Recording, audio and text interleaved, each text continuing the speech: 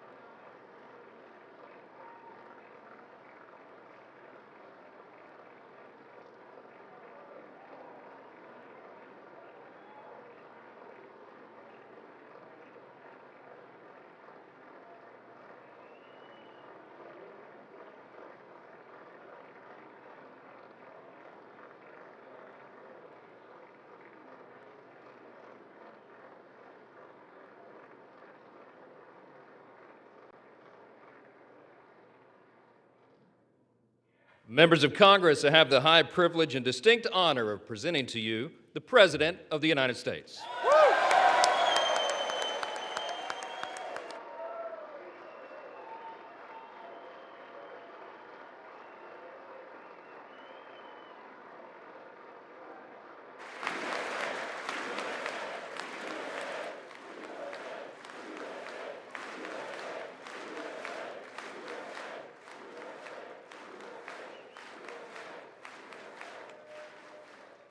Well, thank you very much, everybody. It's really an honor.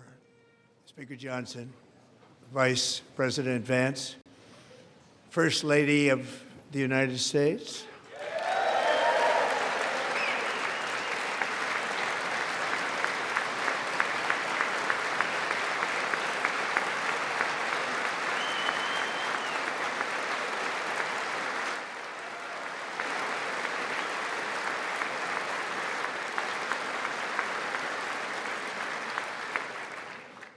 Second Lady of the United States,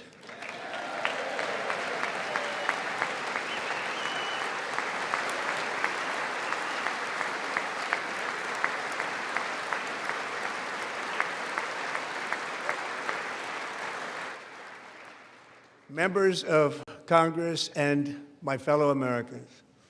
Our nation is back, bigger, better, richer, and stronger than ever before.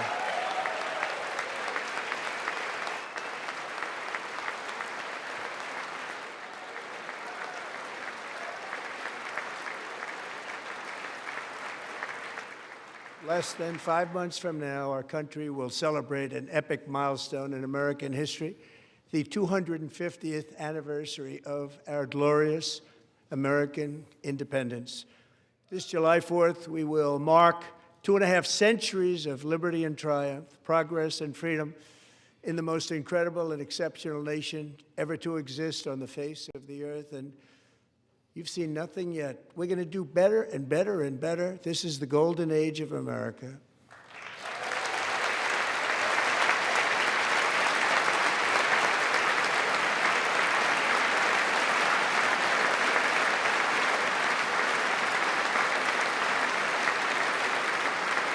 When I last spoke in this chamber 12 months ago, I had just inherited a nation in crisis with a stagnant economy, inflation at record levels, a wide-open border, horrendous recruitment for military and police, rampant crime at home, and wars and chaos all over the world.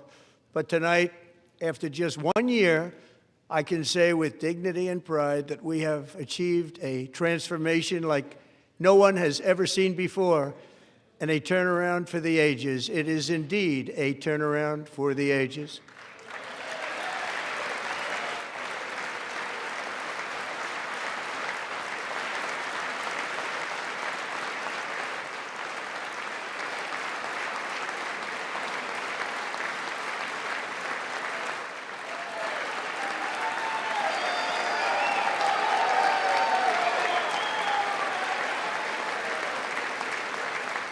And we will never go back to where we were just a very short time ago. We're not going back. Today, our border is secure.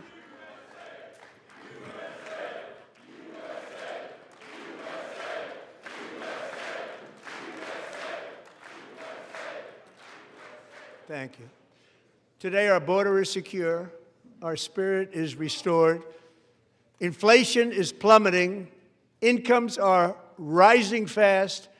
The roaring economy is roaring like never before, and our enemies are scared. Our military and police are stacked, and America is respected again, perhaps like never before.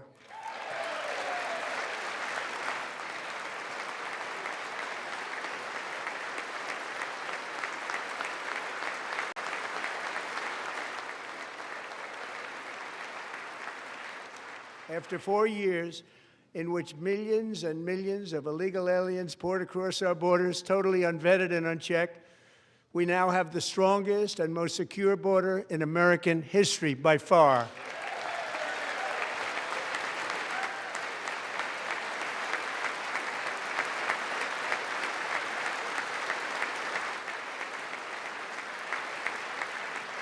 In the past 9 months, 0 illegal aliens have been admitted to the United States.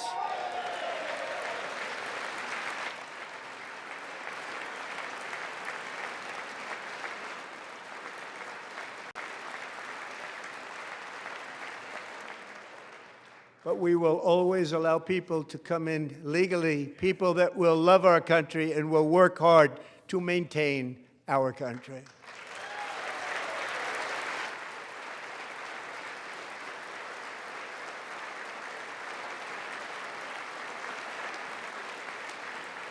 The flow of deadly fentanyl across our border is down by a record 56% in 1 year.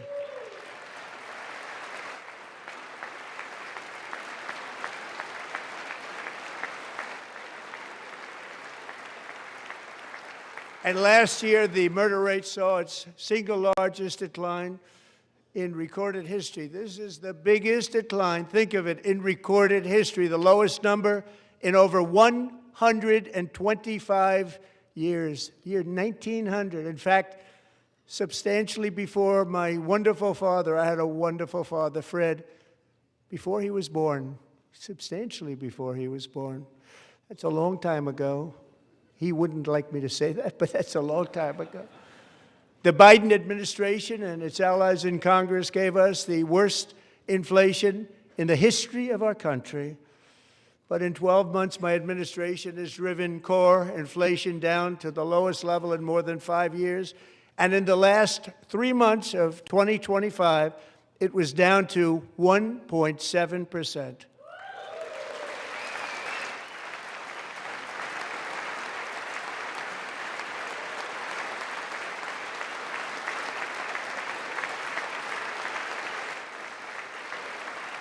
Gasoline, which reached a peak of over $6 a gallon in some states under my predecessor, it was quite honestly a disaster, is now below $2.30 a gallon in most states, and in some places, $1.99 a gallon. And when I visited the great state of Iowa just a few weeks ago, I even saw $1.85 a gallon for gasoline.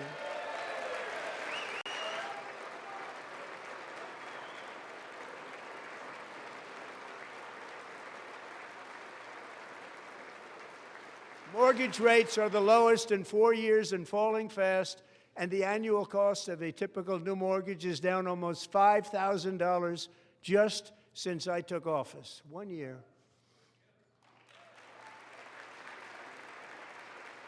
And low interest rates will solve the Biden-created housing problem while at the same time protecting the values of those people who already own a house that really feel rich for the first time in their lives. We want to protect those values. We want to keep those values up. We're going to do both. And we are going to keep it that way. The stock market has set 53 all-time record highs since the election. Think of that, 1 year. Boosting pensions, 401ks, and retirement accounts for the millions and millions of Americans. They're all gaining. Everybody's up, way up. In 4 long years, the last administration got less than $1 trillion in new investment in the United States. And when I say less, substantially less. In 12 months, I secured commitments for more than $18 trillion pouring in from all over the globe.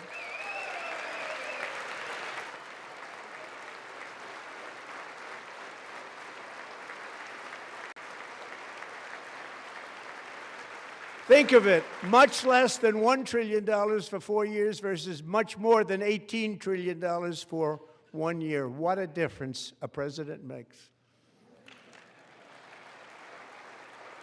A short time ago, we were a dead country. Now we are the hottest country anywhere in the world, the hottest.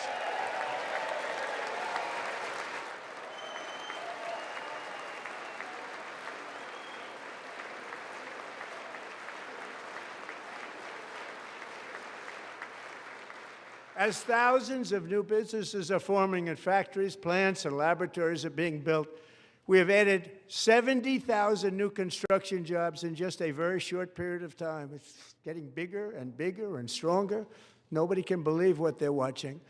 American oil production is up by more than 600,000 barrels a day, and we just received from our new friend and partner, Venezuela, more than 80 million barrels of oil.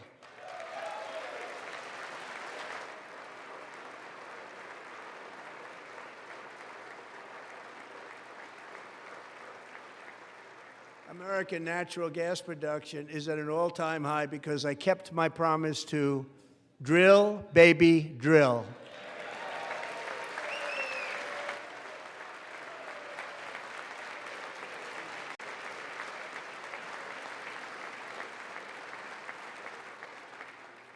More Americans are working today than at any time in the history of our country. Think about that. Any time in the history of our country, more working today. And 100% of all jobs created under my administration have been in the private sector.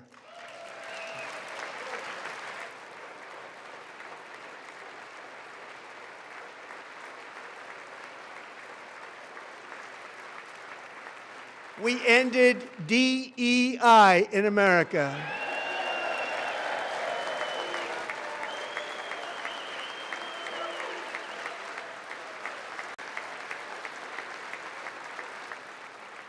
We cut a record number of job-killing regulations, and in 1 year we have lifted 2.4 million Americans, a record, off of food stamps.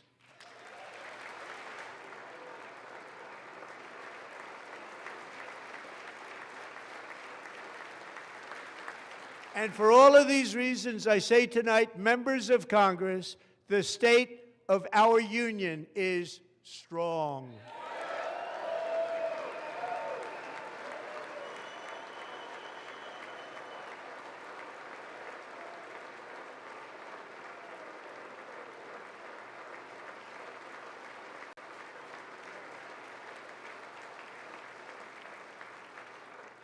Our country is winning again. In fact, we're winning so much that we really don't know what to do about it.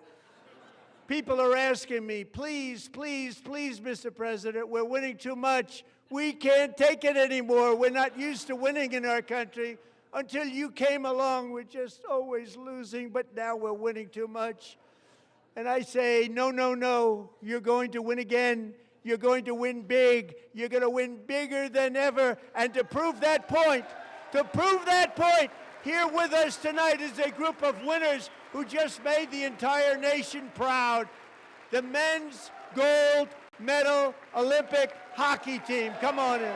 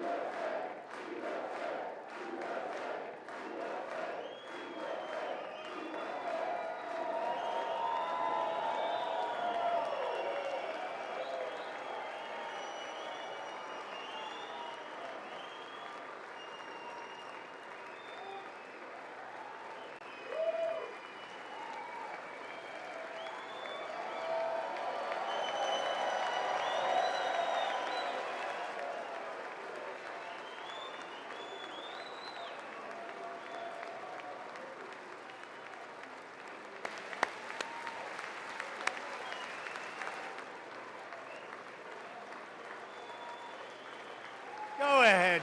They do.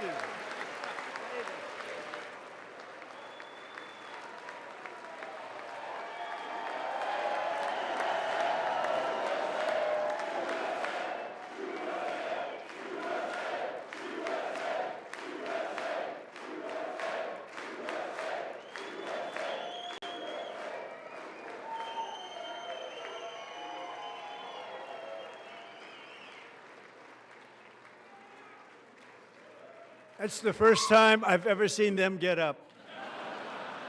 And actually, not all of them did get up.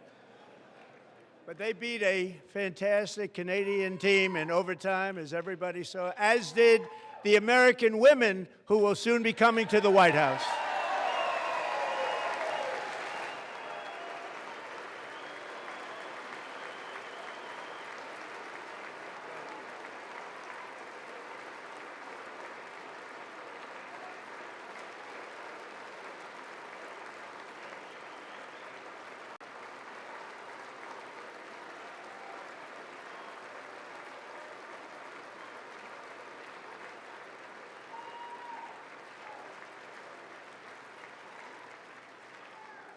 They were in the Oval Office before, and I just want to say a second very big congratulations to Team USA. But I have to say that, and I told them this, and we took a vote of the team. I said, anybody votes no, I'm not doing it.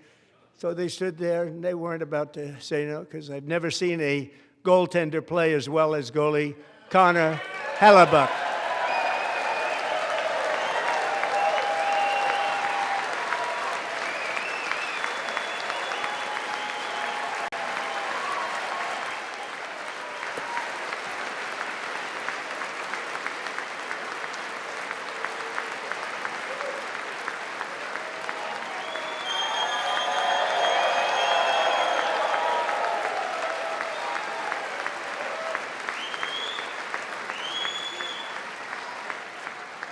Think of it, 46 shots on goal, and I asked him, the one shot, the one where you put your stick in the back and it hit the neck of your stick and bounced off, do you practice that, or was that a little lucky?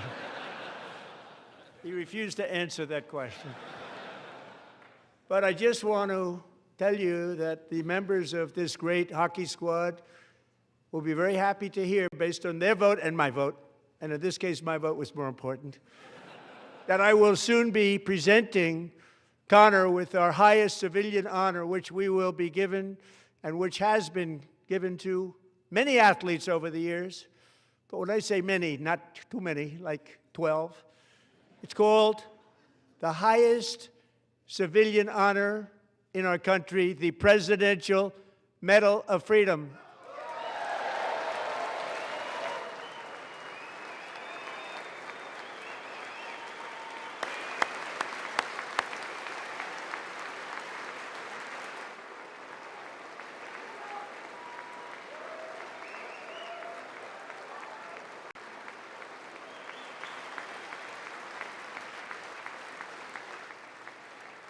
Great athletes have gotten that, very great, the best, and I thought he deserved it. And I did take a vote, every single one of them. I said, I'm not giving it if anybody goes no, and every single one of them rapidly put up their hand.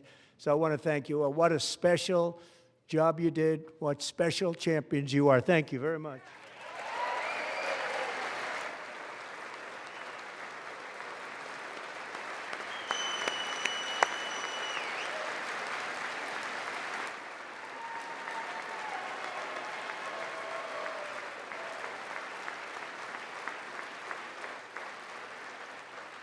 I'm also pleased to say that the next time the Olympic torch is lit, it will be here in America for the 2028 Olympics, and it's the summer version right in Los Angeles. We're going to do a good job in Los Angeles.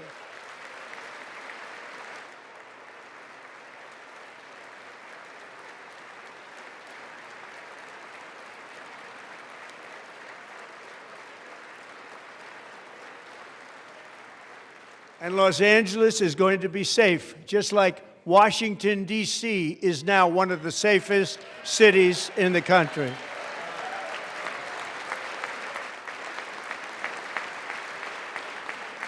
And this year, and I must say I got them both.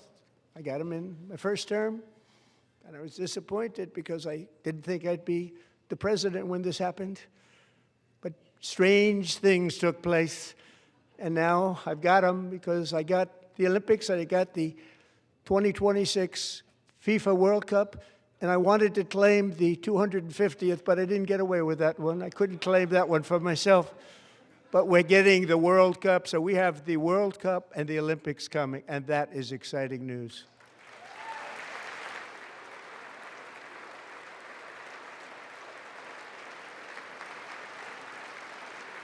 So this will be a year to celebrate our country and the heroes who have kept it free.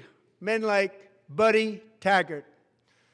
At age 17, Buddy volunteered to defend America in World War II, serving in the Pacific under the great General Douglas MacArthur. He fought bravely in the famous Battle of Manila, worked so hard. He was badly wounded and almost killed by enemy machine guns in Luzon. And 81 years ago this month, he liberated the largest internment camp in the Philippines, one of the largest anywhere in the world. Buddy earned many honors, including a Purple Heart and a Bronze Star, came home, started a family, and tonight he is in the gallery looking forward to July 4th, 2026, his 100th birthday.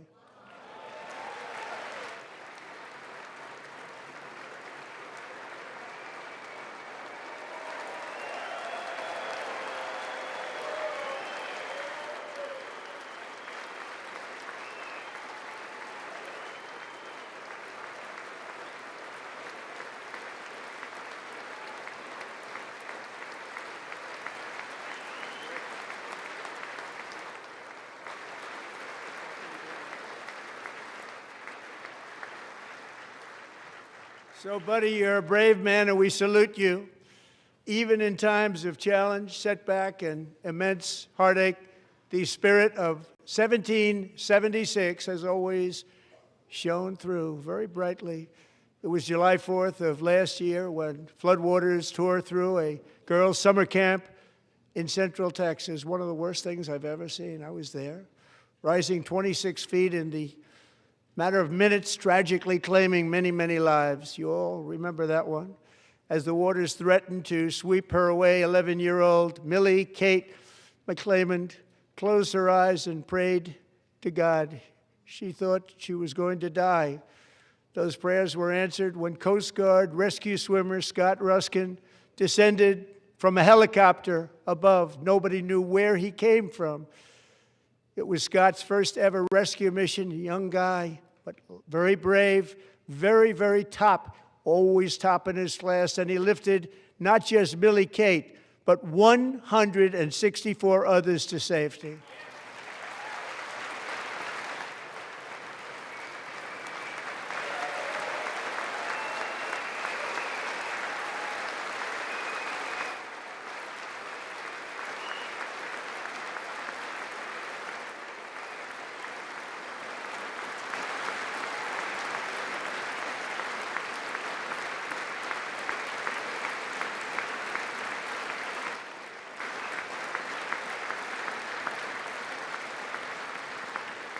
People watched Scott from a distance, and they couldn't believe what they were seeing. The winds were blowing, the rain was pouring, everything was going, and that rapid water, nobody's ever seen anything like it. They said, wow, that's something. Tonight, Scott and Millie Kate are here together, reunited for the very first time. Thank you, Scott, Millie Kate.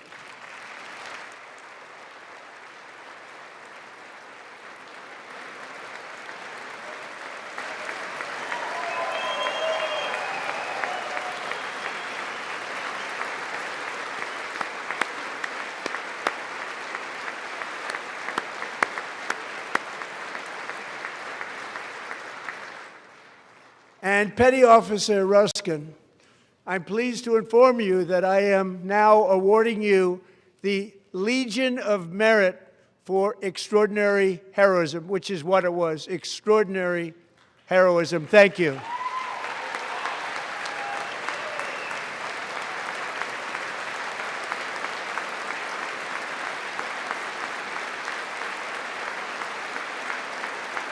And I'd like to have the military aide to please come down and take care of the service. Military aide, thank you very much. Take care of that very important service. Thank you very much. From 1776 to today, every generation of Americans has stepped forward to defend life, liberty, and the pursuit of happiness. And they're really doing it for the next generation. But now it's our turn. Together we're building a nation where every child has the chance to reach higher and go further, where government answers to the people, not the powerful, and where the interests of hardworking American citizens are always our first and ultimate concern. That is the debt we owe to the heroes who came before us, and that is the promise we must keep to America for our 250th year. Last year, I urged this Congress to begin the mission by passing the largest tax cuts in American history, and our Republican majorities delivered so beautifully. Thank you, Republicans.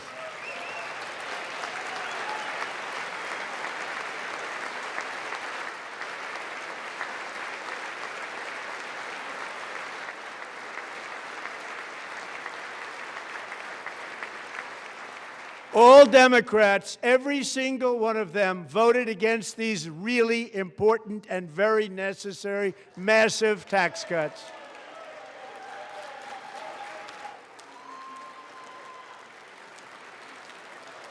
They wanted large-scale tax increases to hurt the people instead. But we held strong, and with the great, big, beautiful bill, we gave you no tax on tips, no tax on overtime, and no tax on Social Security for our great seniors.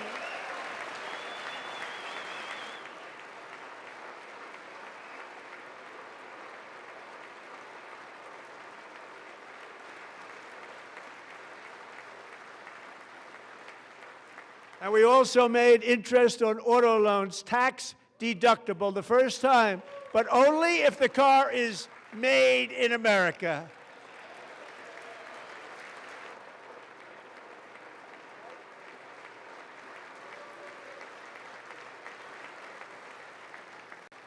Recently in Pennsylvania, I met Megan Hemhauser, a devoted mom who's homeschools her children, beautiful, 2 children, during the day while waiting tables at night as her husband works overtime operating very heavy equipment.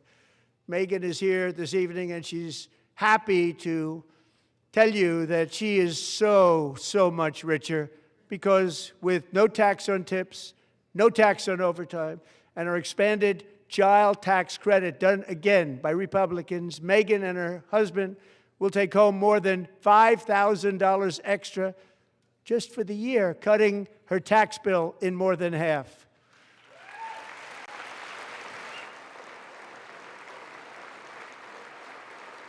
Megan, please stand up. We're fighting for you, Megan. Thank you, Megan. Thank you, Megan. We're fighting for you, Megan. Under our bill, parents like Megan can also activate their children's brand new Trump accounts. And I didn't name it. I did not name it. I did not name that.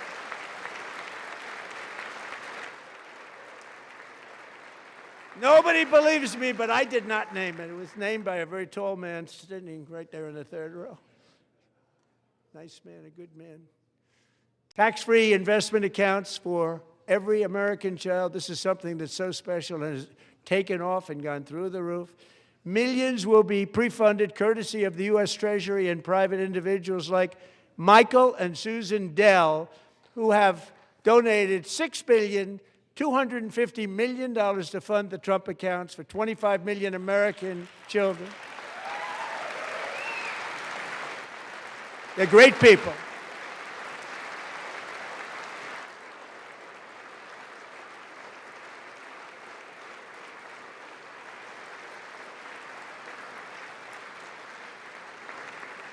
You know, I asked Michael Dell, how do you make all that money? He said, well, I just sat on my dorm in school, and I made computers, and I'd sell them to people. And I just kept selling and selling and selling, and pretty amazing story. That's called the American dream. He sold a lot of computers, a lot of those laptops, so I congratulate him on that, but I really thank him and Susan, as well as others like Brad Gerstner, a very tremendous guy. He was behind it right from the beginning. Brad Gerstner. Thank you, Brad.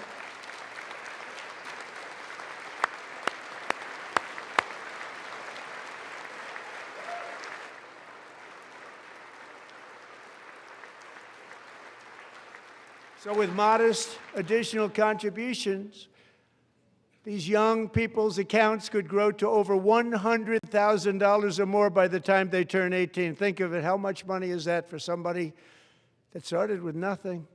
Over 100,000, could be much more than that. To make this investment in our children's future, go to trumpaccounts.gov, trumpaccounts.gov. And a lot of people are doing it. It's setting every record in the book. It's popular. They knew what it was going to take. I'm so proud of them. I'm so proud of the people that got it started. And now it's just taken off. One of the primary reasons for our country's stunning economic turnaround, the biggest in history, where the Dow Jones broke 50,000 4 years ahead of schedule, and the S&P hit 7,000, where it wasn't supposed to do it for many years were tariffs. I used these tariffs, took in hundreds of billions of dollars to make great deals for our country, both economically and on a national security basis. Everything was working well. Countries that were ripping us off for decades are now paying us hundreds of billions of dollars. They were ripping us so badly, you all know that. Everybody knows it. Even the Democrats know it. They just don't want to say it. And yet these countries are now happy, and so are we. We made deals. The deals are all done. And they're happy. They're not making money like they used to, but we're making a lot of money. There was no inflation, tremendous growth, and the big story was how Donald Trump called the economy correctly, and 22 Nobel Prize winners in economics didn't. They got it totally wrong. They got it really wrong. And then just 4 days ago, an unfortunate ruling from the United States Supreme Court. It just came down. It came down. Very unfortunate ruling. But the good news is that almost all countries and corporations want to keep the deal that they already made, right, Scott? Knowing that the legal power that I, as president, have to make a new deal could be far worse for them, and therefore they will continue to work along the same successful path that we had negotiated before the Supreme Court's unfortunate involvement. So despite the disappointing ruling, these powerful, country-saving, it's saving our country, the kind of money we're taking in, peace-protecting. Many of the wars I settled was because of the threat of tariffs. I wouldn't have been able to settle them without.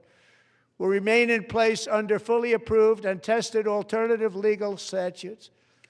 And they have been tested for a long time. They're a little more complex, but they're actually probably better, leading to a solution that will be even stronger than before. Congressional action will not be necessary. It's already time-tested and approved. And as time goes by, I believe the tariffs paid for by foreign countries will, like in the past, substantially replace the modern-day system of income tax, taking a great financial burden off the people that I love.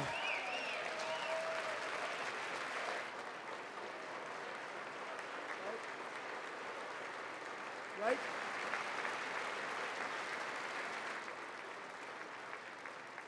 Moving forward, factories, jobs, investment, and trillions of dollars will continue pouring into the United States of America because we finally have a president who puts America first. I put America first. I love America.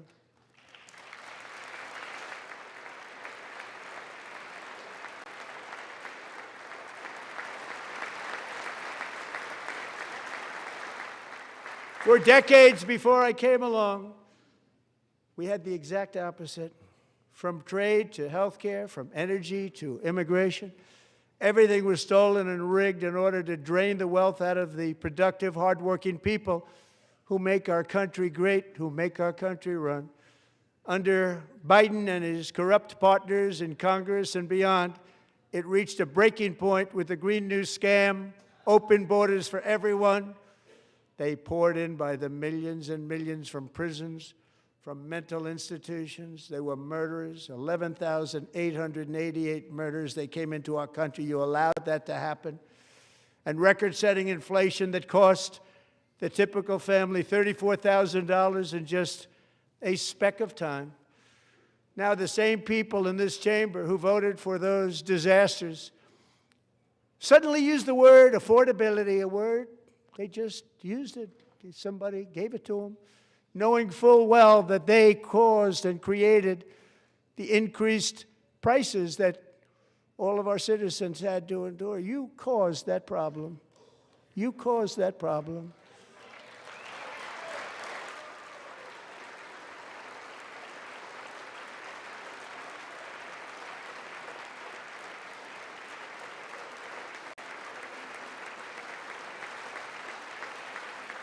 They knew their statements were a lie. They knew it. They knew their statements were a dirty, rotten lie. Their policies created the high prices Our policies are rapidly ending them. We are doing really well. Those prices are plummeting downward.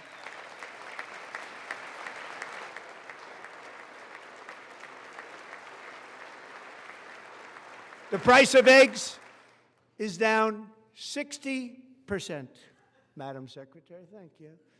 The cost of chicken, butter, fruit, hotels, automobiles, rent is lower today than when I took office by a lot.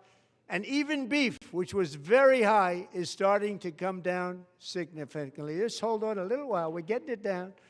And soon you will see numbers that few people would think were possible to achieve just a short time ago.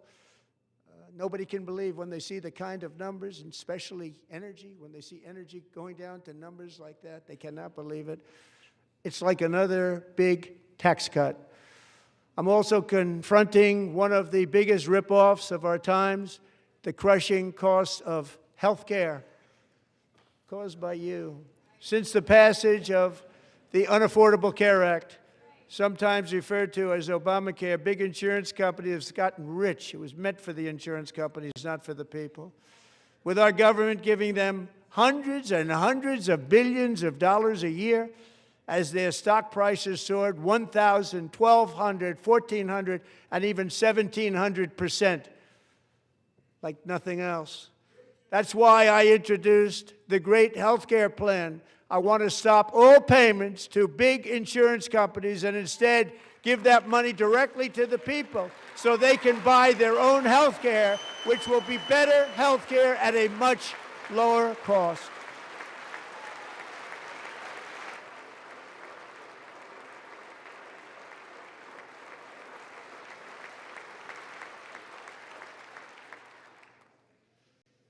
In addition, my plan requires maximum price transparency. That's a big deal.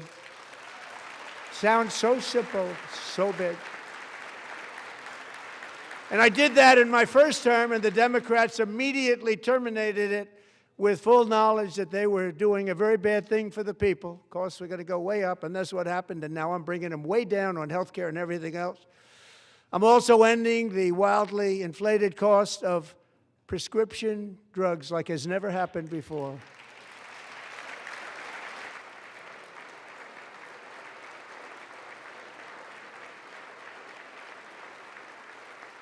Other presidents tried to do it, but they never could. They tried. Most didn't try, actually. But they tried. They said they tried. They couldn't do it. They didn't even come close. They were all talk and no action, but I got it done. Under my just enacted Most Favored Nation agreements, Americans who have for decades paid by far the highest prices of any nation anywhere in the world for prescription drugs will now pay the lowest price anywhere in the world for drugs. Anywhere, the lowest price.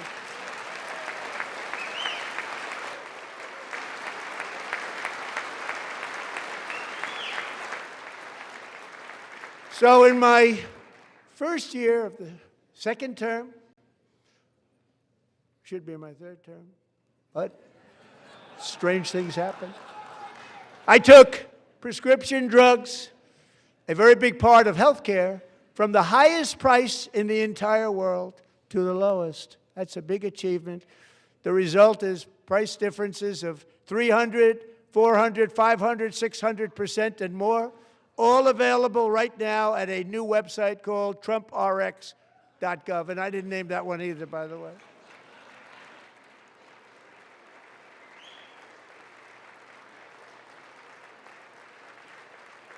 And here tonight is the very first customer ever to get that big discount, and it is big, Catherine Rayner. For 5 years, she and her husband have struggled with infertility, and they turned to IVF. One drug has been costing Catherine $4,000 to purchase, but a few weeks ago, she logged onto the TrumpRx website and got that same drug that cost $4,000, got it for under $500. A reduction of much more, actually, than $3,500. Catherine, we are all praying for you, and you're going to be a great mom.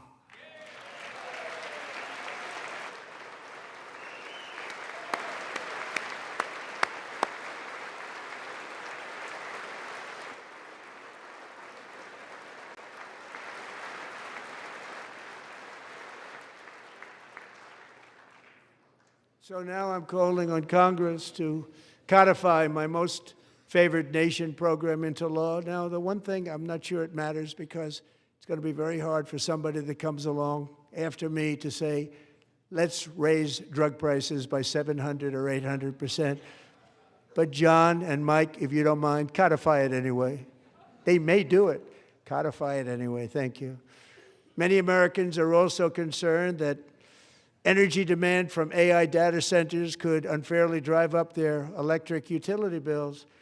Tonight, I'm pleased to announce that I have negotiated the new Ratepayer Protection Pledge. You know what that is?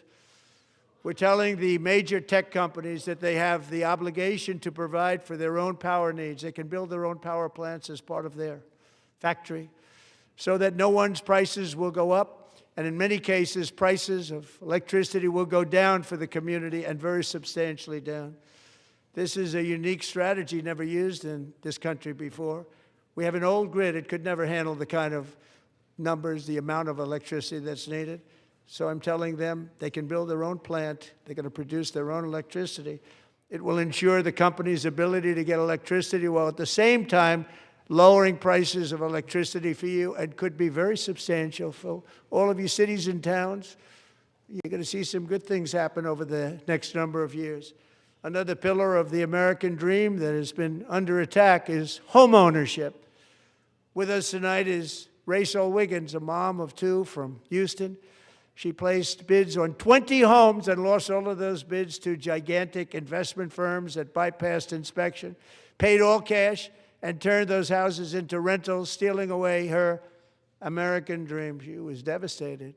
Stories like this are why last month I signed executive order to ban large Wall Street investment firms from buying up in the thousands single-family homes.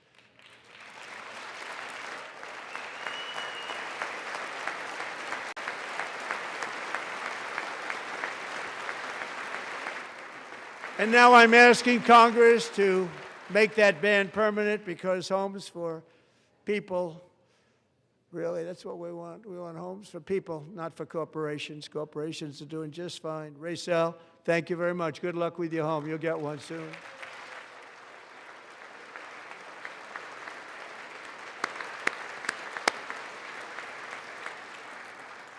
We're also working to make it easier for Americans to save for retirement. And under this administration, we will always protect Social Security and Medicare. They are not protecting it for our seniors. We will always protect Social Security, Medicare, Medicaid.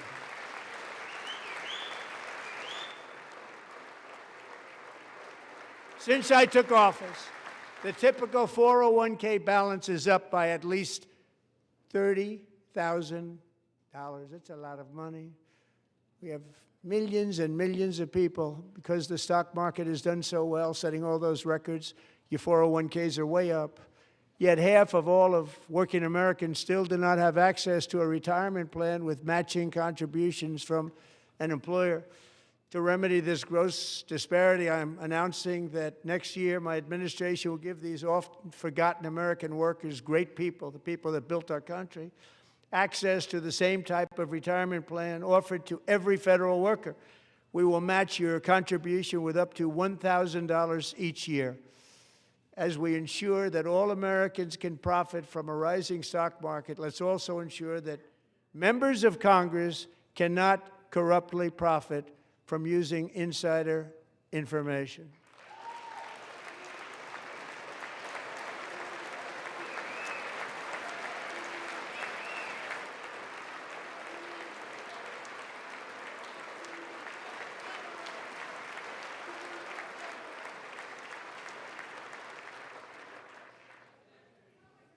They stood up for that. I can't believe it. I can't believe it. Did Nancy Pelosi stand up if she's here? Doubt it. Pass the Stop Insider Trading Act without delay.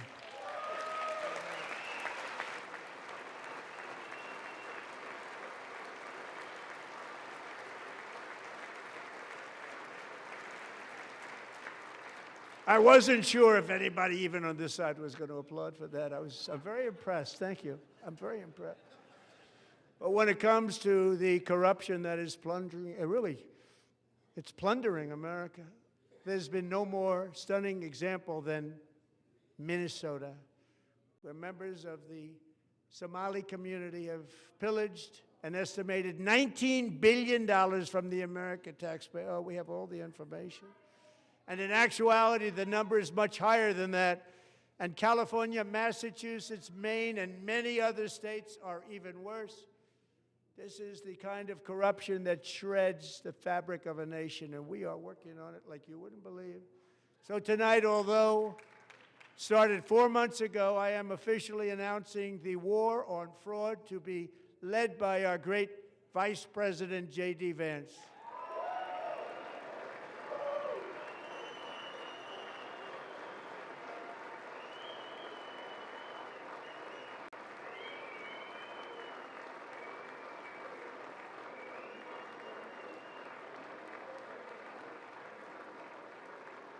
He'll get it done. Find enough of that fraud, we will actually have a balanced budget overnight. It'll go very quickly. That's the kind of money you're talking about. We'll balance our budget. The Somali pirates who ransacked Minnesota remind us that there are large parts of the world where corruption and lawlessness are the norm, not the exception. Importing these cultures through unrestricted immigration and open borders brings those problems right here to the USA.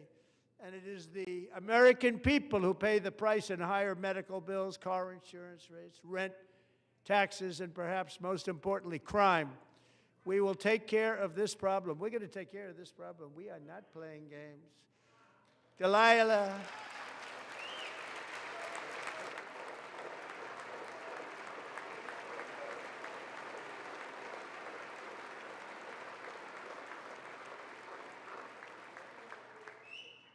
Delilah Coleman was only 5 years old in June 2024 when a 18-wheel tractor trailer plowed into her stopped car traveling at 60 miles an hour or more. The driver was an illegal alien let in by Joe Biden and given a commercial driver's license by open borders politicians in California. Doctors said Delilah would never be able to walk or talk, have a good life. She wouldn't even be able to eat again.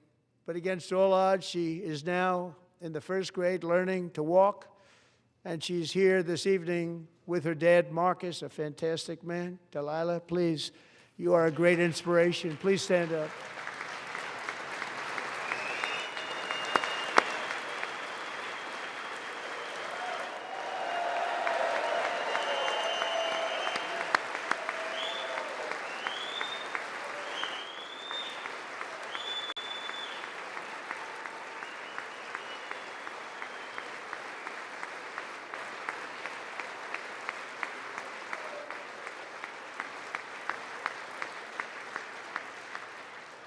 Thank you, Delilah. Many, if not most, illegal aliens do not speak English and cannot read even the most basic road signs as to direction, speed, danger, or location. That's why tonight I'm calling on Congress to pass what we will call the Delilah Law, barring any state from granting commercial driver's licenses to illegal aliens.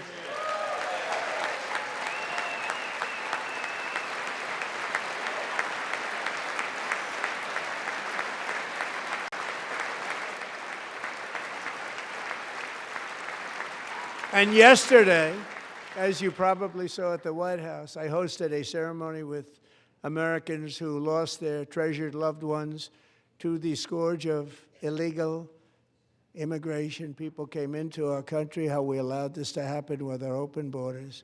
These are the angel moms and families that for decades our government betrayed and our media totally ignored. It was terrible. Hard to believe, actually.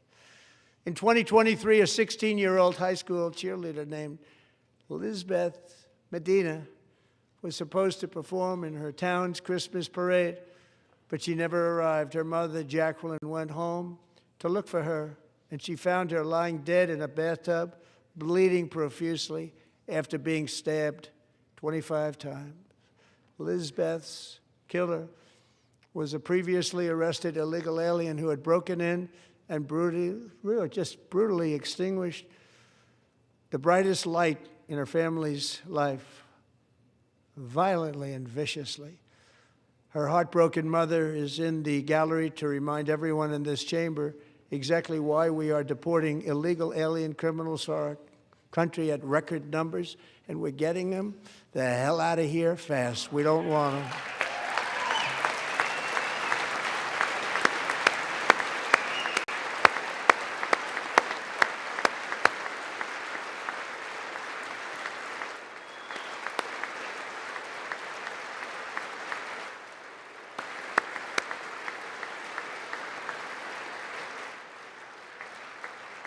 Thank you very much, Jacqueline. Thank you. We can never forget that many in this room not only allowed the border invasion to happen before I got involved, but indeed they would do it all over again if they ever had the chance. If they ever got elected, they would open up those borders to some of the worst criminals anywhere in the world. The only thing standing between Americans and a wide open border right now is President Donald J. Trump and our great Republican patriots in Congress. Thank you. Thank you.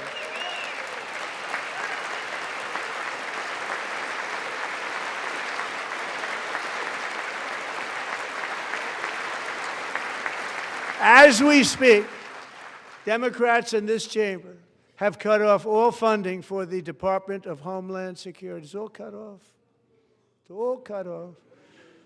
They have instituted another Democrat shutdown, the first one costing us 2 points on GDP. 2 points we lost on GDP, which probably made them quite happy, actually. Now they have closed the agency responsible for protecting Americans from terrorists and murderers.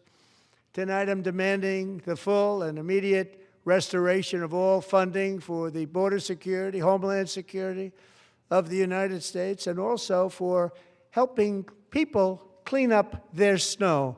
We have no money because of the Democrats, and it would be nice. We'd love to give you a hand at cleaning it up, but you gave no money.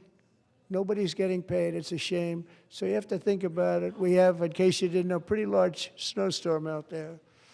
One of the great things about the State of the Union is how it gives Americans the chance to see clearly what their representatives really believe. So tonight I'm inviting every legislator to join with my administration in reaffirming a fundamental principle. If you agree with this statement, then stand up and show your support. The first duty of the American government is to protect American citizens, not illegal aliens.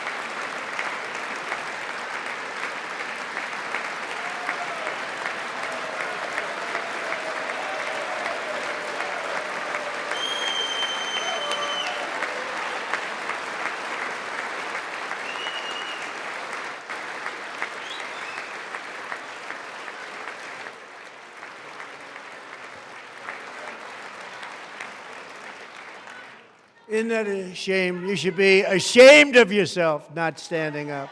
You should be ashamed of yourself. That is why I'm also asking you to end deadly sanctuary cities that protect the criminals and enact serious penalties for public officials who block the removal of criminal aliens.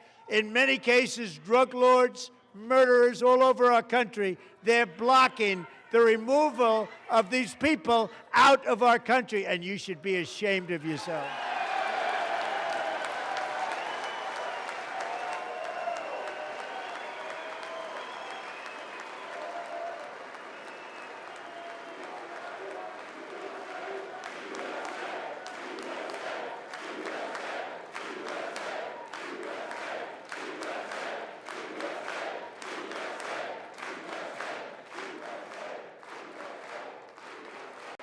And perhaps most importantly, I'm asking you to approve the Save America Act.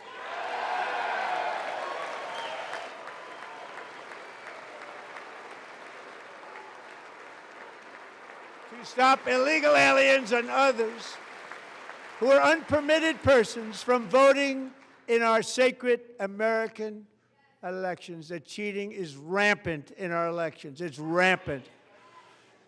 It's very simple. All voters must show voter ID.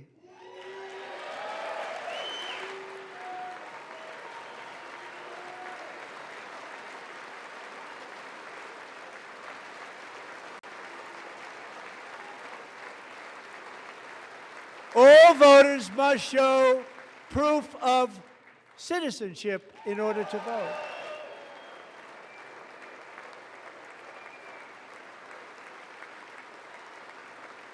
And no more crooked mail-in ballots except for illness, disability, military, or travel.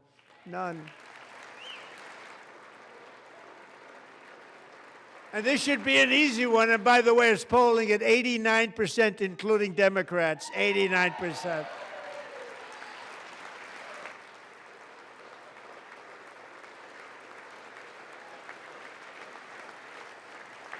And even the new communist mayor of New York City, I think he's a nice guy, actually.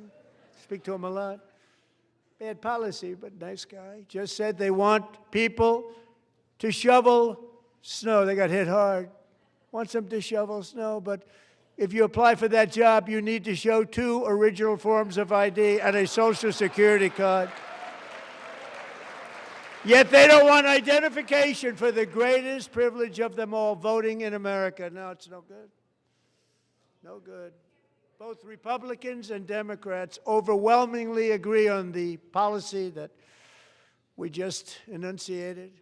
And Congress should unite and enact this common sense, country-saving legislation right now, and it should be before anything else happens.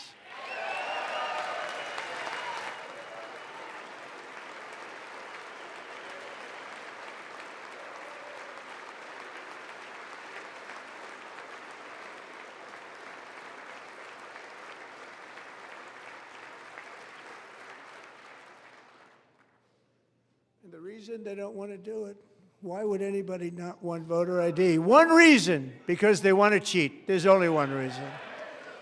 They make up all excuses. They say it's racist. They come up with things you almost say, what imagination they have. They want to cheat. They have cheated. And their policy is so bad that the only way they can get elected is to cheat. And we're going to stop it. We have to stop it, John.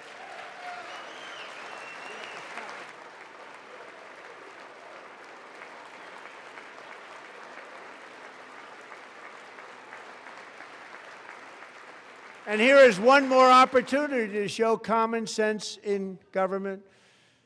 In the gallery tonight are Sage Blair and her mother, Michelle.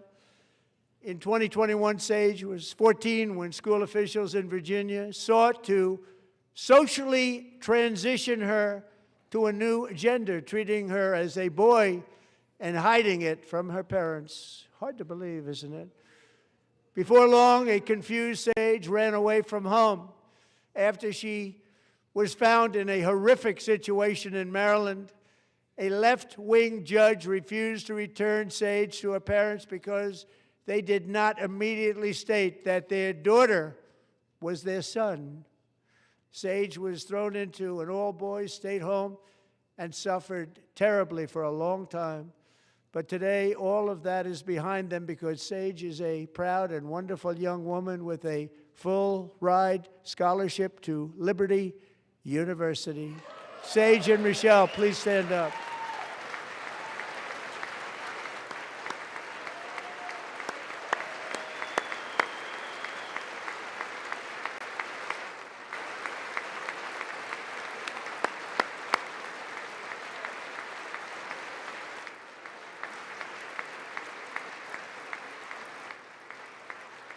And thank you for your great bravery. And who can believe that we're even speaking about things like this? 15 years ago, if somebody was up here and said that, they'd say, what's wrong with him? But now we have to say it because it's going on all over numerous states without even telling the parents. But surely we can all agree no state can be allowed to rip children from their parents' arms and transition them to a new gender against the parents' will. Who would believe that we're even talking about this? We must ban it, and we must ban it immediately.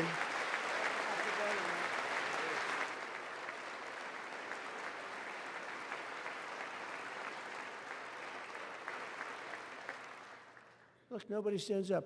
These people are crazy, I'm telling you. They're crazy.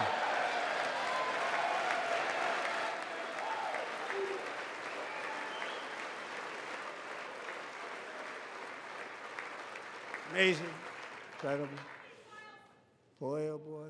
We're lucky we have a country. With people like this, Democrats are destroying our country, but we've stopped it just in the nick of time, didn't we? Huh?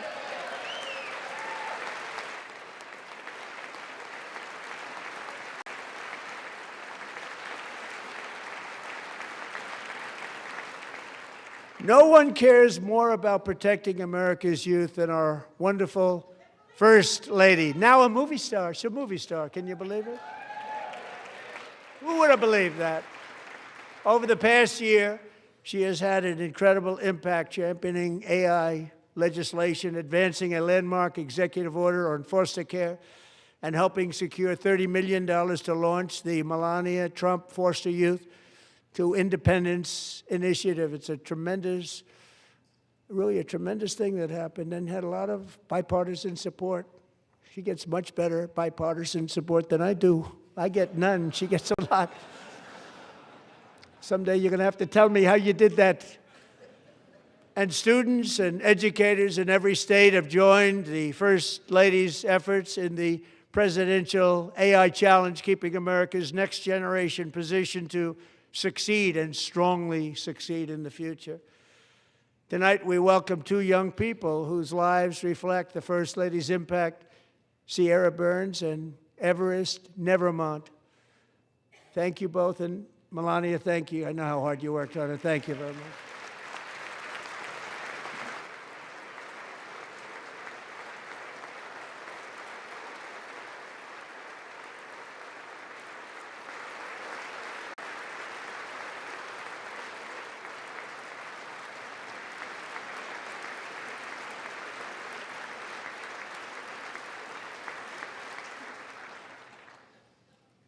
I'm very proud to say that during my time in office, both the first 4 years and in particular this last year, there has been a tremendous renewal in religion, faith, Christianity, and belief in God.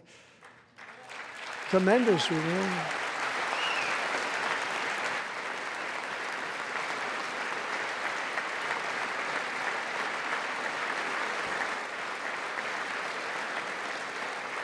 This is especially true among young people, and a big part of that had to do with my great friend, Charlie Kirk, a great guy, great man.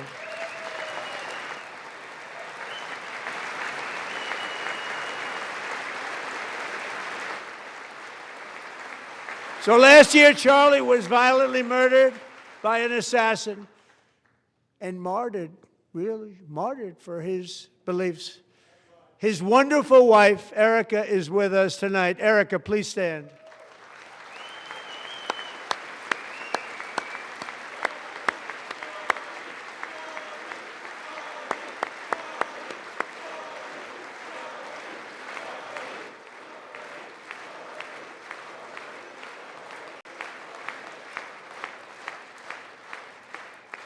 Thank you, Erica. Been through a lot. In Charlie's memory, we must all come together to reaffirm that America is one nation under God, and we must totally reject political violence of any kind.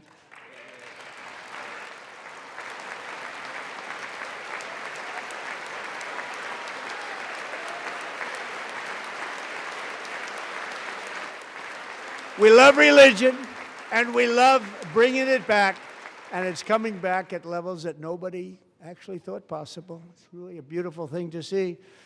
Above all, unleashing America's promise requires keeping our communities safe. We have made incredible strides, yet dangerous repeat offenders continue to be released by pro-crime Democrat politicians again and again. We are honored to be joined tonight by a woman who's been through hell, Anya Zarutska. In 2022, she and her beautiful daughter, so beautiful, what a beautiful young woman, Irina, fled war-torn Ukraine to live with relatives near Charlotte, North Carolina. And by the way, what's going on with Charlotte? Last summer, 23-year-old Irina was riding home on the train when a deranged monster who had been arrested over a dozen times and was released through no cash bail, stood up and viciously slashed a knife through her neck and body. No one will ever forget. There were people on that train. No one will ever forget the expression of terror on Irina's face as she looked up at her attacker in the last seconds of her life. She died instantly. She had escaped a brutal war only to be slain by a hardened criminal, set free to kill in America, came in through open borders. Mrs. Zarutska, tonight I promise you we will ensure justice for your magnificent daughter, Irina.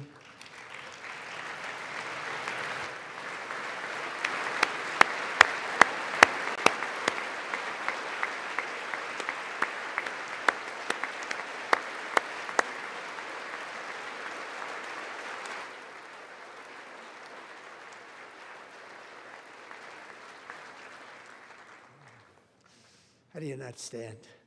How do you not stand? I'm asking this Congress to pass tough legislation to ensure that violent and dangerous repeat offenders are put behind bars, and importantly, that they stay there.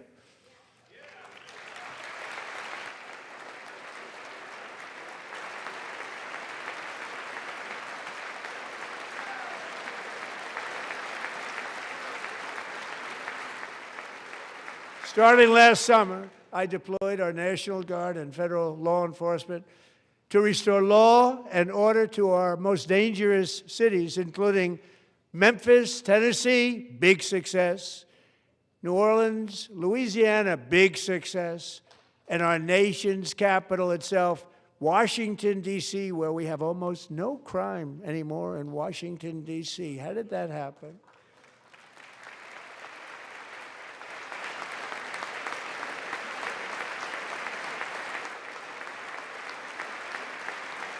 In fact, crime in Washington is now at the lowest level ever recorded, and murders in D.C. this January were down close to 100% from a year ago.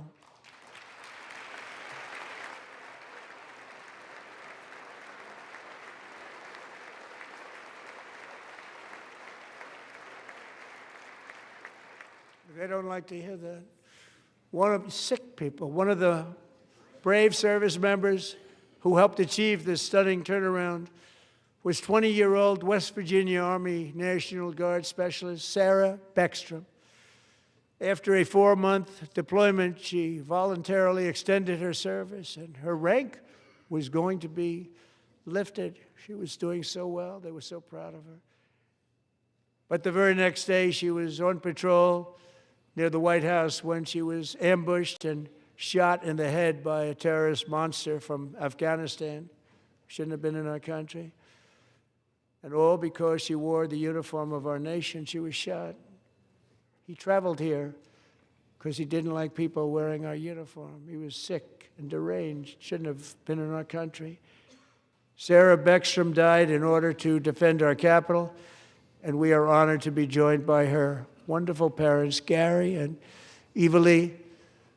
Your daughter was a true American patriot, and she will be greatly missed. She was a great person. I saw reports on her. They've never seen anything like it.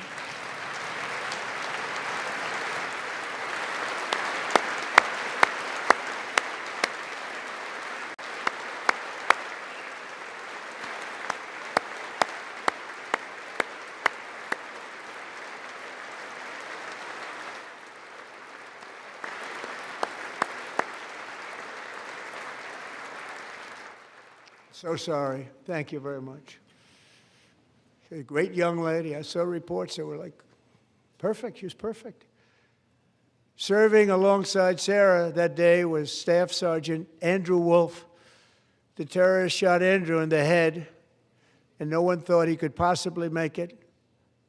The two of them, Sarah and Andrew, both shot violently in the head. Neither was expected to make it. They weren't even given a chance, except his wonderful mother, named Melody, who I spoke to the same night, and she was so positive. The doctors thought that Andrew was gone, but his mother said, no, Mr. President, Andrew will be fine. He's going to make it. I've never seen anything like it. I mean, he was given almost no chance. She said, I have no doubt, sir, he's going to be okay. This was a conversation that I had with her that night, with her son laying helplessly in bed, blood all over. Everybody is praying, she said, sir, he will be okay. The doctors didn't understand what she was saying, and after looking at the results of the damage done, neither did I. She was so strong and conclusive that even Andrew's great father felt she didn't really understand the gravity of the situation. But she turned out to be right. Right, Melody? She turned out to be right.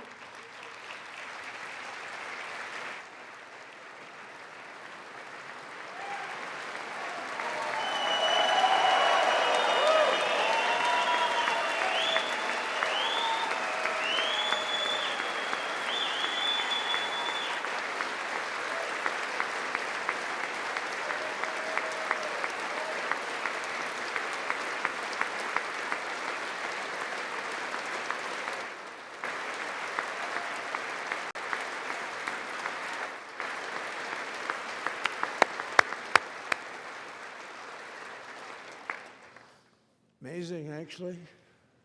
I said, where does this woman come from? She's the most positive person I've ever met. With God's help, Andrew has battled back from the edge of death, and we're talking about the edge of death, on his way to a miraculous recovery. He's got a little work to do, but he's doing great. Nice to see you. He's a good-looking guy. Nice to see you. Thanks, Andrew. Thank you very much.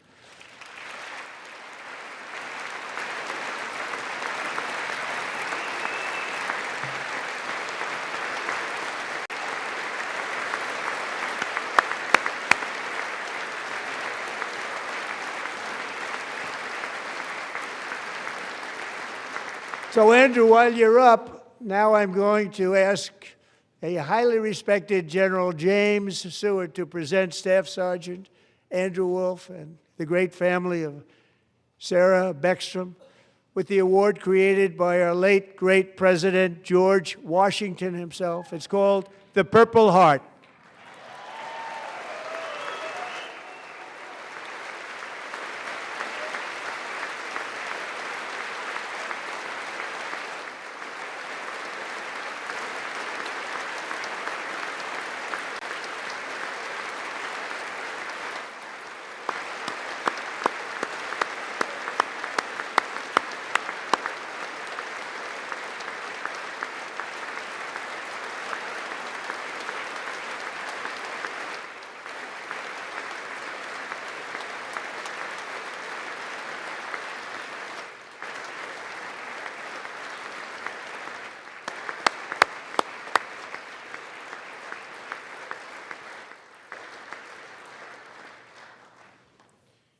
We love you all. Love you. We're proudly restoring safety for Americans at home, and we are also restoring security for Americans abroad. Our country has never been stronger. In my first 10 months, I ended 8 wars, including Cambodia. Isn't it funny? Sick people. Cambodia and Thailand, Pakistan and India. Would have been a nuclear war. 35 million people said the Prime Minister of Pakistan would have died if it were not for my involvement. Kosovo and Serbia, Israel and Iran, Egypt and Ethiopia, Armenia and Azerbaijan, the Congo and Rwanda, and of course the war in Gaza, which proceeds at a very low level. It's just about there. And I want to thank Steve Witkoff and Jared Kushner for your help. Thank you, Steve. Thank you, Jared.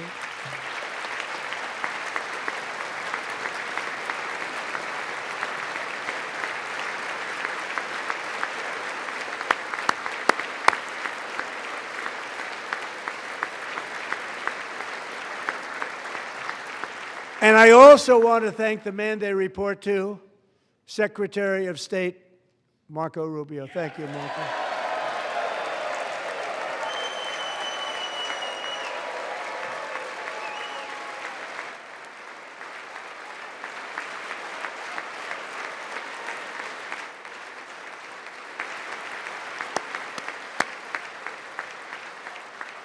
People are like you.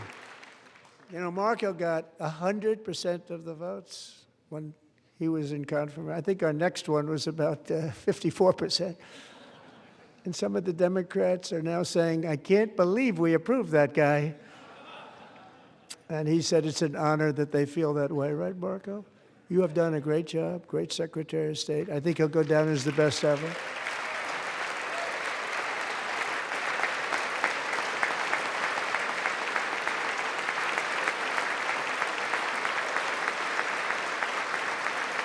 Under the ceasefire I negotiated, every single hostage, both living and dead, has been returned home. Can you believe that?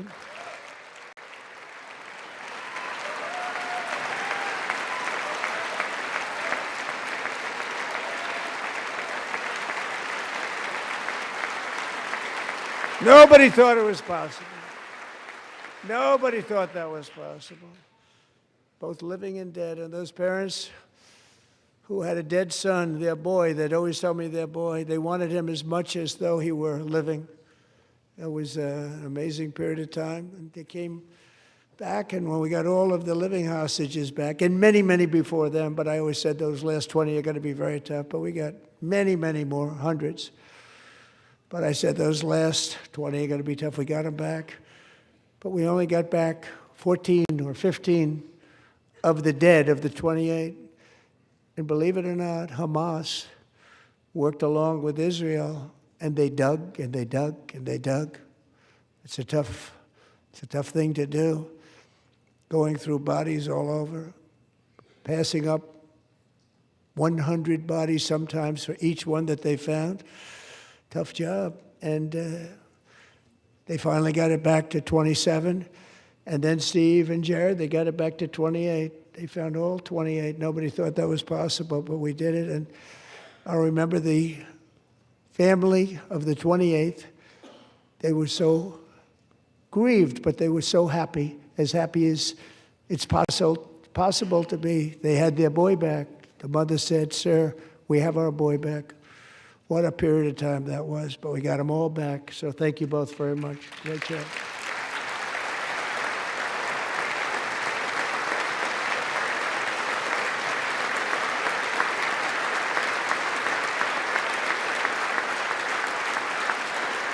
And we're working very hard to end the 9th war, the killing and slaughter between Russia and Ukraine, where 25,000 soldiers are dying each and every month. Think of that, 25,000 soldiers are dying a month. A war which would have never happened if I were president, would have never happened. As president, I will make peace wherever I can, but I will never hesitate to confront threats to America wherever we must. That's why in a breakthrough operation last June, the United States military obliterated Iran's nuclear weapons program with an attack on Iranian soil known as Operation Midnight Hammer.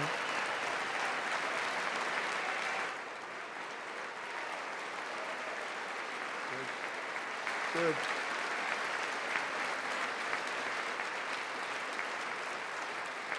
For decades, it had been the policy of the United States never to allow Iran to obtain a nuclear weapon. Many decades.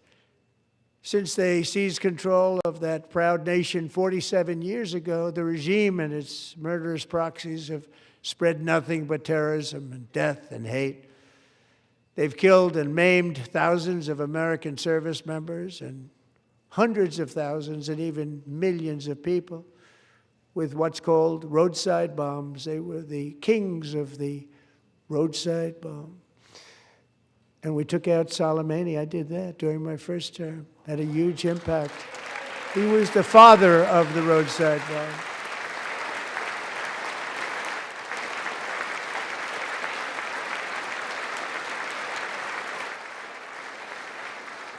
And just over the last couple of months with the protests, they've killed at least, it looks like, 32,000 protesters. 32,000 protesters in their own country. They shot them and hung them. We stopped them from hanging a lot of them with the threat of serious violence. But this is some terrible people. They've already developed missiles that can threaten Europe and our bases overseas, and they're working to build missiles that will soon reach the United States of America.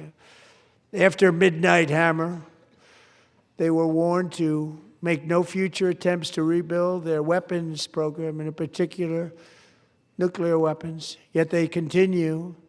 They're starting it all over. We wiped it out, and they want to start all over again, and are at this moment again pursuing their sinister ambitions. We are in negotiations with them. They want to make a deal, but we haven't heard those secret words. We will never have a nuclear weapon. My preference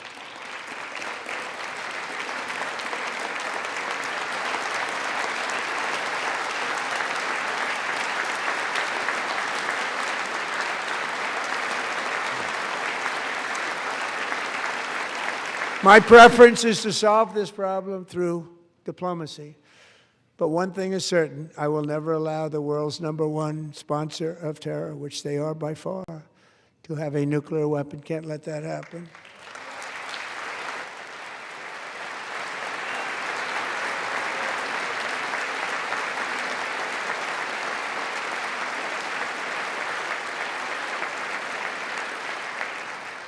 And no nation should ever doubt America's resolve. We have the most powerful military on earth. I rebuilt the military in my first term. We're going to continue to do so. Also, we just approved a $1 trillion budget. We have no choice. We have to be strong because hopefully we will seldom have to use this great power that we built together. It's really called peace through strength, and it's been very, very effective.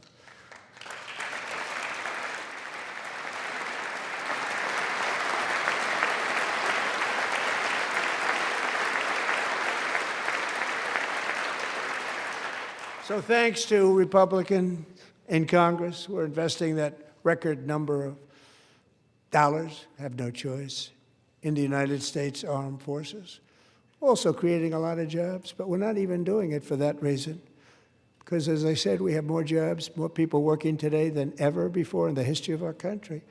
And NATO countries are friends and allies. They are. They're our friends and they're our allies. Have just agreed at my very strong request to pay 5% of GDP for military defense rather than the 2%, which they weren't paying. We were paying for almost all of NATO.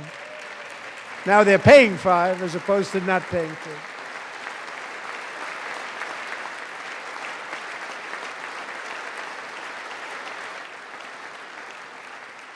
And getting that 5% was something which everyone said would never be done, could not happen. We got it really easily with one meeting. And big difference between 2% that's not paid. We were paying the freight of many of them. Very few were paid up. Now 5%, then they're paid. And everything we send over to Ukraine is sent through NATO, and they pay us in full. They pay us totally in full. Every branch of our armed forces is setting records for recruitment. This is so exciting. and every service member recently.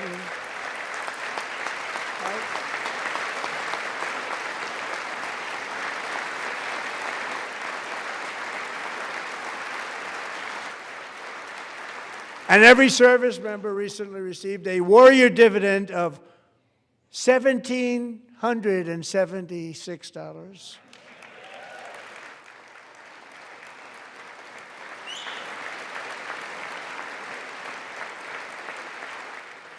You know, they put it on my desk. We got the money from tariffs and other things, a lot of money we have. We have much more money than people understand. Have to rebuild that program a little bit, but it won't take long. But we got the money, and it was $1,775, and they wanted my approval. And I said, what's the number? $1,775. I said, wait a minute. For one more dollar, we can have $1,776. It's going to I said, we're going to figure that. I never asked anybody if we could afford it. One more dollar, I said $1,776.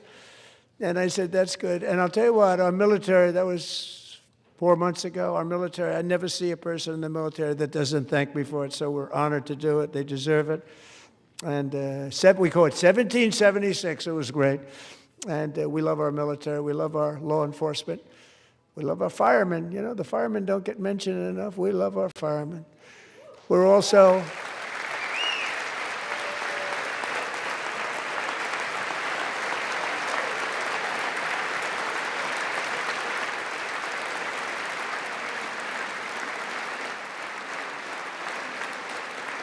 restoring American security and dominance in the Western Hemisphere, acting to secure our national interests and defend our country from violence, drugs, terrorism, and foreign interference. For years, large swaths of territory in our region, including large parts of Mexico, really large parts of Mexico, have been controlled by murderous drug cartels.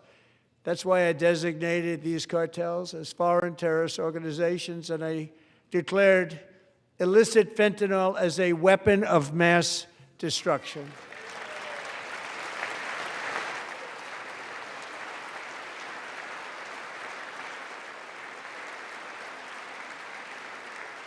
And with our new military campaign, we have stopped record amounts of drugs coming into our country and virtually stopped it completely coming in by water or sea. You probably noticed that. We very seriously damaged their fishing industry also. Nobody wants to go fishing anymore. We've also taken down one of the most sinister cartel kingpins of all. You saw that yesterday. In January,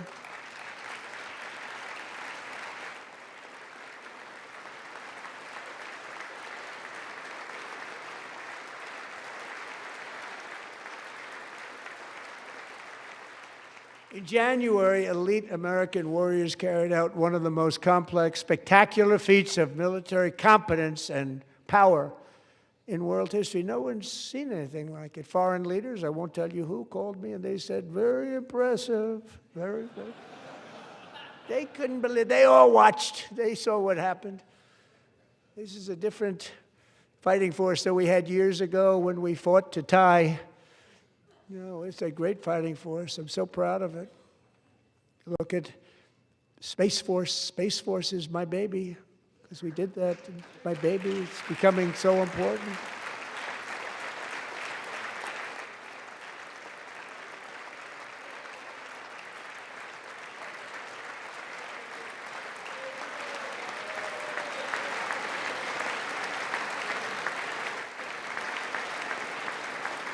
And America's armed forces overwhelmed all defenses and utterly defeated an enemy, good fighters, to end the reign of outlaw dictator Nicolas Maduro and bring him to face American justice.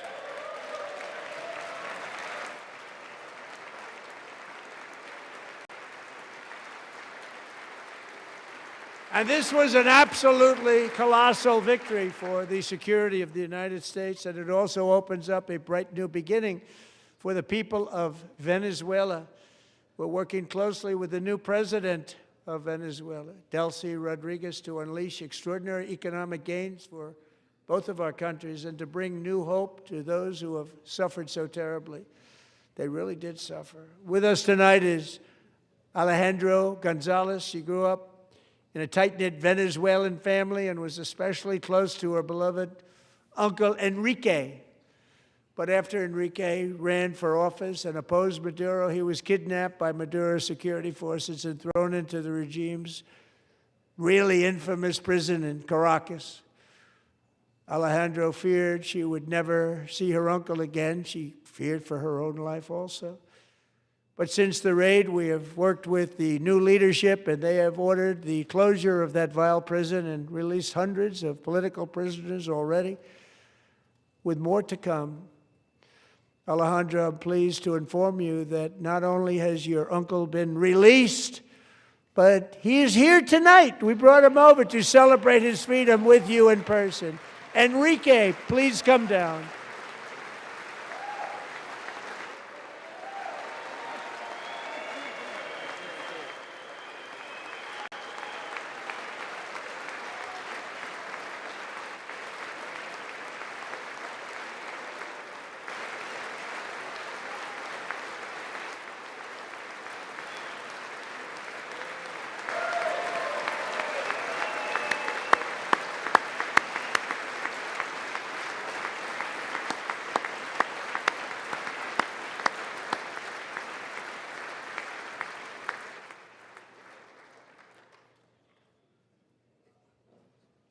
Thank you, Enrique. Have a good time.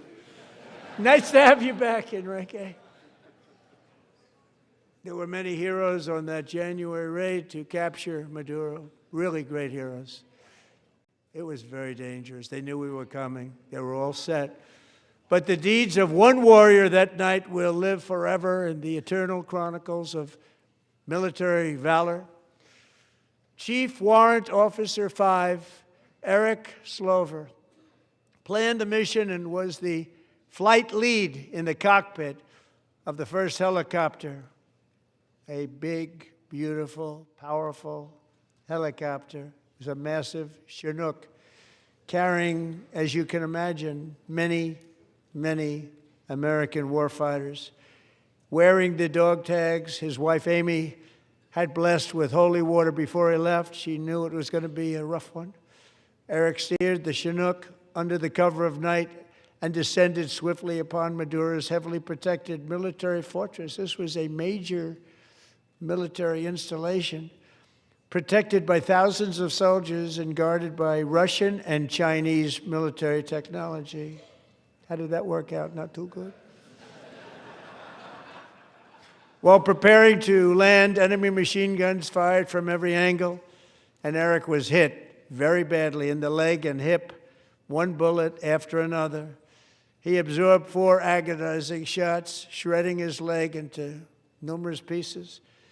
And yet, despite the fact that the use of his legs was vital to successful helicopter flight, legs are the most important part of flying a helicopter, to deliver the many commandos who would capture and detain Maduro was the only thing Eric was thinking about. Then, even as he was gushing blood, which was flowing back down the aisle, helicopter lands at a steep angle.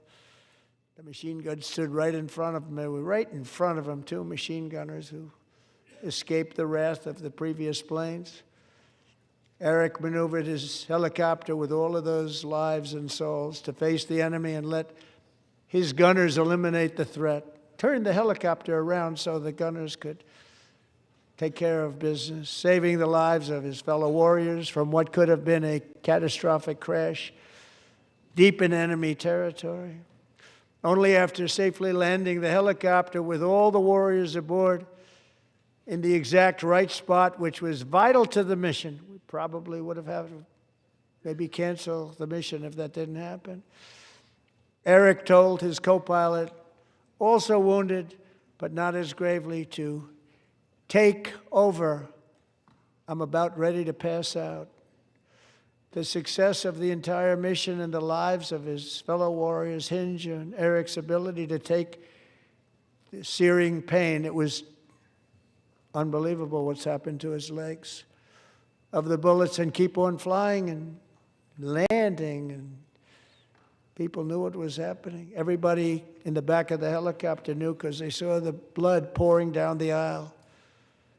Chief Warrant Officer Slover is still recovering from his serious wounds, but I'm thrilled to say that he is here tonight with his wife, Amy, Eric, and Amy. Come on in.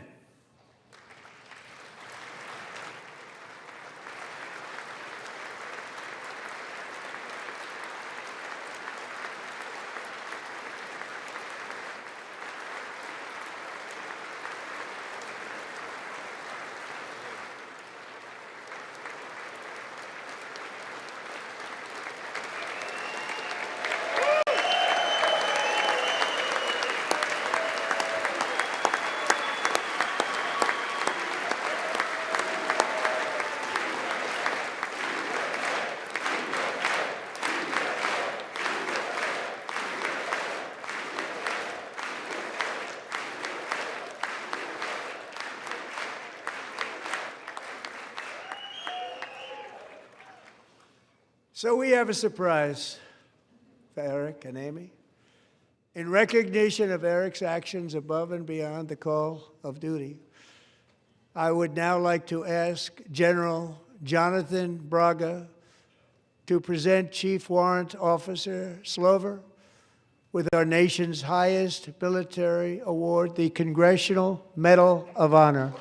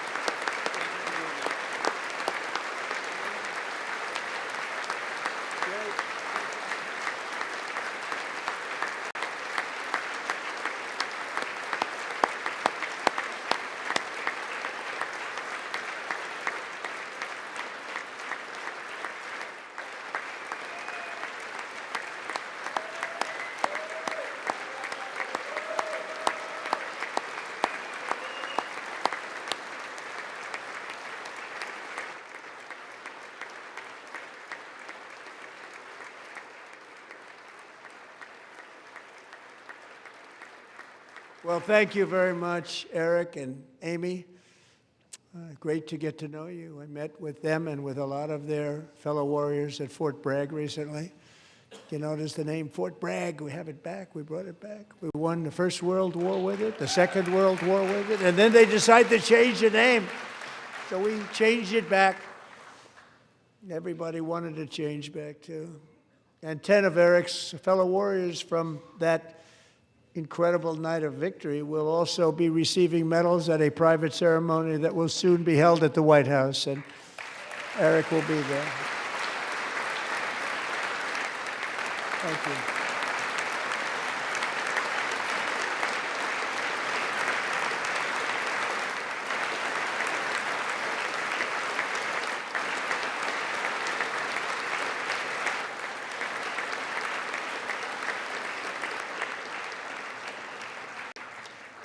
Thank you, Eric.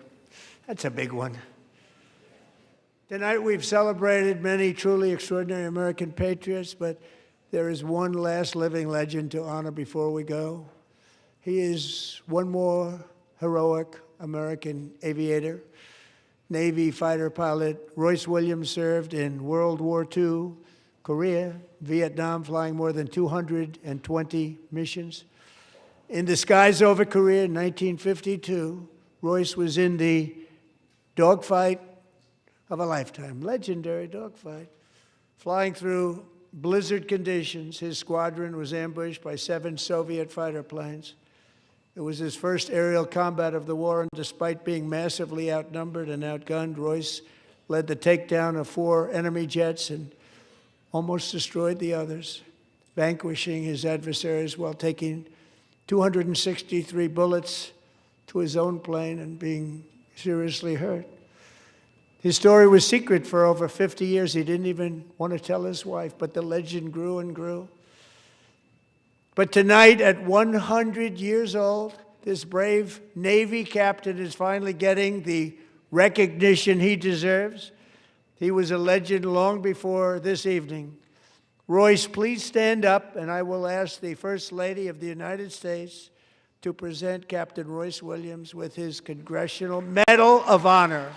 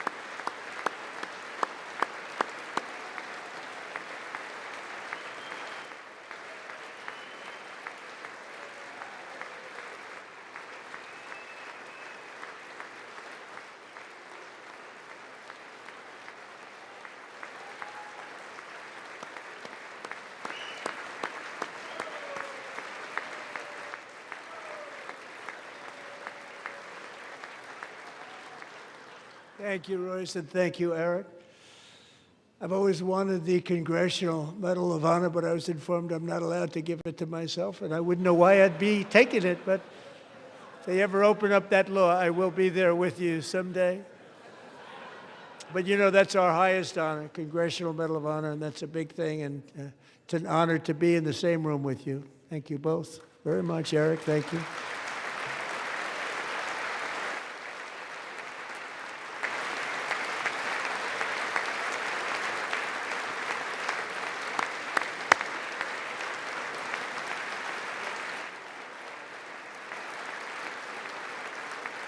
Thank you.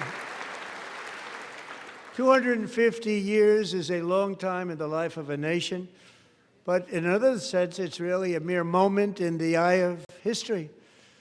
Two of the gentlemen we met in the gallery this evening took their first breaths 1 century ago, 100 years before that, on July 4th, 1826, the author of the Declaration of Independence, brilliant, Thomas Jefferson, drew his last breath. Just a single long human lifespan separates the giants who declared and won our independence from the heroes who stand among us tonight. Everything our nation has done, everything we have achieved, has been the work of those few great lifetimes.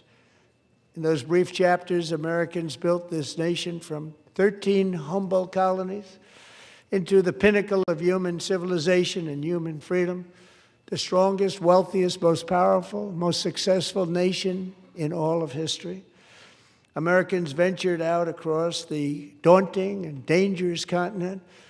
We carved paths through an unforgiving wilderness, settled a boundless frontier, and tamed the beautiful but very, very dangerous Wild West.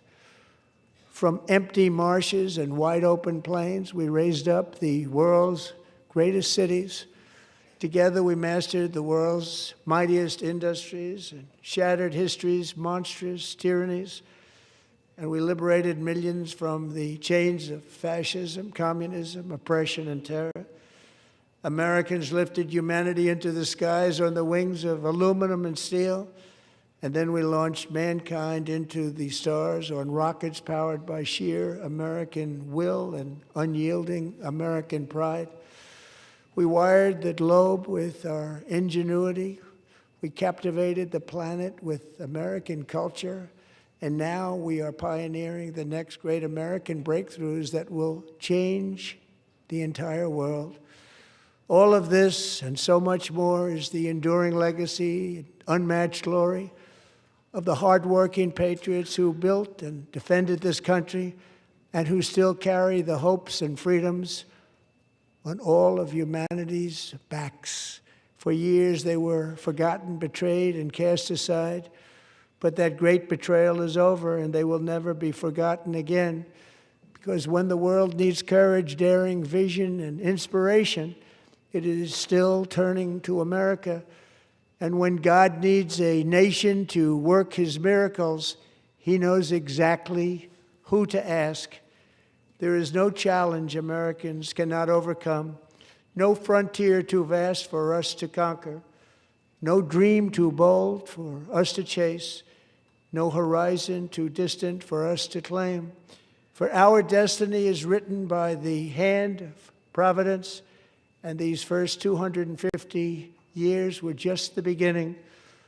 From the rugged border towns of Texas to the heartland villages of Michigan, from the sun-kissed shores of Florida to the endless fields of the Dakotas, and from the historic streets of Philadelphia to right here in our nation's capital, Washington, D.C., the golden age of America is upon us.